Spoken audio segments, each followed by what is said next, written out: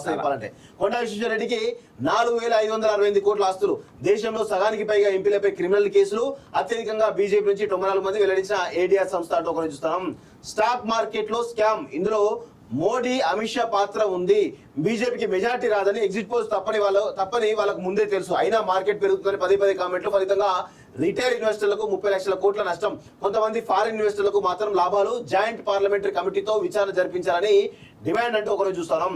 Stock market లో భారీ scam జరిగిందని, ఇందులో మోడీ అమిత్ షా పాత్ర ఉందని కాంగ్రెస్ అగ్రనేత రాహుల్ గాంధీ ఆరోపించారు. స్టాక్ మార్కెట్ భారీగా పెరుగుతుందని ఎన్నికల ఫలితాలకు ముందు మోడీ అమిత్ షా పదే కామెంట్ చేశారు.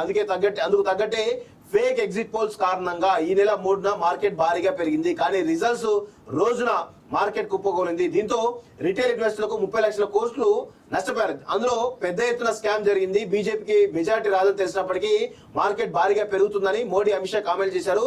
అది నమ్మి రిటైల్ ఇన్వెస్టర్లు మార్కెట్ లో భారీగా పెట్టుబడులు పెట్టారని చెప్పేసి అనుకున్నారు. వాస్తవంగా నేను కూడా ఎగ్జిట్ పోల్స్ అయిపోయిన తర్వాత నేను కూడా ఇన్వెస్ట్ చేద్దాం అనుకున్నా, ఎందుకో డౌట్ వచ్చింది. వాస్తవంగా ఎందుకు తేడా కొట్టింది, అది ఇన్వెస్ట్ చేయలే, బతికేరా, లేకపోతే రికవర్ అవుతుండే, 1 day లో రికవర్ అవుతుంది, కానీ చాలా స్లో రికవర్మెంట్ ఉంటుంది వాస్తవంగా.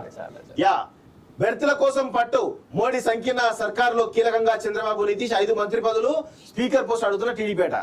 ఉన్న 16 పోస్టులకు మీకు 6 ఇయ్యాలా? మొత్తం పద్ధతి కాదు.